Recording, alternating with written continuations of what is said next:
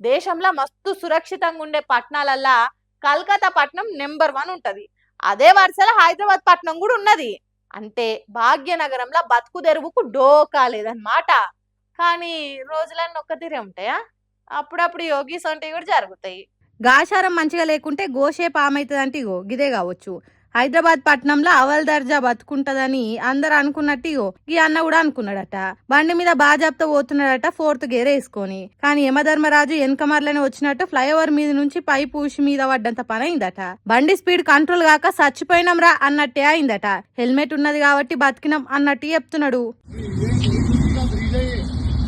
ऐसा हम गुजर रहे थे पूरा ना पूरा ऐसा में बच गया हम दोनों पूरा घर से गिरा था नहीं तो पूरा बच गया। कैसे आप किस पे थे आप?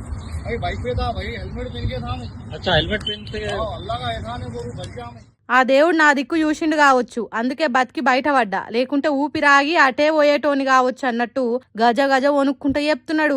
హైదరాబాద్ పట్టణంలో ఉన్న షేక్పేట్ ఫ్లైఓవర్ పై పూసిపడ్డ ముచ్చట ఇది. వానలు పడితే ఫ్లైఓవర్ మీద ఉన్న నీళ్లు ఈ పైప్ల నుంచి కిందికి వస్తాయి. కానీ ఆ పైప్లను సర్కార్ సాఫ్ చేయించక షెత్తిరికి నీళ్లు కిందికి రాలేక పైప్లలో నీళ్లు నిండి బరువెక్కి గిట్లు ఉసి కింద పడ్డాయి. ఇది ఒక్కటే కాదు, చాలా పైపులు ఇట్లనే ఉన్నాయి. ఎప్పుడు ఏది మీద పడుతుందో తెలియకుంటున్నదని భయపడుతున్నారు షేక్పేట దిక్కు ప్రయాణం చేసే పబ్లిక్. ఇంత ఘోరంగా ఉంటదా సర్కార్ పనితనము? అదృష్టం మంచిగుండే ఆ అన్న బతికి బయటపడ్డాడు గాని ఒకవేళ ఎటమటం అయితే ఏం కావాలి? ఇంత అశ్రద్ధ చేస్తుందా సర్కారు? హైదరాబాద్ కున్న సేఫెస్ట్ సిటీ అనే పేరును జడగొడుతున్నారు అని అంటుండ్రు. కాబట్టి హైదరాబాద్ లోనే ఉండుకుంటా షేక్పేట్ దిక్కు ప్రయాణం చేసేటోళ్ళు ఎవరన్నా ఉంటే జరంత పైలంగా ఓన్రి అని అంటుర్రు. ఈ ప్రమాదం కండ్లారా చూసి జర్ర అయితే చచ్చిపోతుంటిరా అని ఫీల్ అయిన పబ్లిక్. అబ్బబ్బబ్బా ఉన్నట్టుండి ఏం వానలు పడుతున్నాయి. ఎల్నినో జయంగా కరువు వస్తుంది అన్నారు కానీ అట్లా ఏడగానే వస్తలేదు. జూన్ నెలలో రాకుండా ఆయన వానలు ఇప్పుడు డబల్ త్రిబుల్ అయి దంచి కొడుతున్నాయి. మరి అట్లా వానలు పడ్డా కూడా ఏం కాకుండా మేము చూసుకుంటాం అని సర్కార్ హామీలు ఇస్తున్నాయి కదా. కానీ సెంటర్ సర్కార్ మాత్రం ఆ మాటనిగో ఈ తీర్ల నిలబెట్టుకుంటుంది. అయ్యో ఏందిది, ఈ స్కూల్ పిల్లగాళ్ళంతా ఏంటన్న జలపాతాల కాడికి ట్రిప్పుకు పోయి ఇరికిపోయిరా ఎట్లా? అందరు ఆ వాగులకెళ్ళి గట్లూరికి రావట్టే.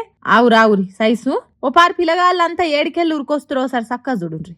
ఎస్, మీరు చూసింది కరెక్టే. అదే జలపాతం కాదు, చెరువు కాదు, పిల్లలంతా చదువుకునే సర్కార్ బడి. రాజస్థాన్ జాలావాళ్ళున్న ఓ సర్కార్ బడిలా ఇప్పుడు దంచి కొడుతున్న వానలకు ఇట్లా ఈ స్కూల్ మొత్తం మునిగిపోయేటట్టు నీళ్లు చేరినాయి.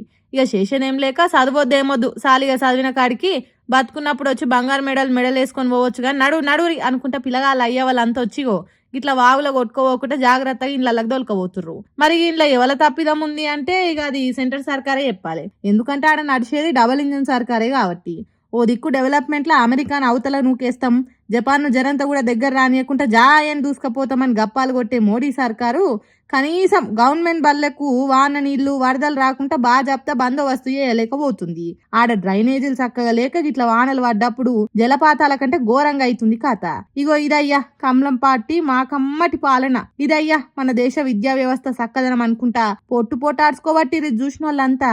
ఇంకా కొందరైతే అమ్మా దేవుడా మా దగ్గర డబల్ ఇంజన్ సర్కార్ లేనిదే మంచిదైంది, లేకుంటే ఈ అదృష్టం మహారాష్ట్రాలలో కూడా ఉండేది కావచ్చు అనుకుంటా ఈ వరదకు పోటీగా కామెంట్ల వరదలు వారిస్తుర్రు.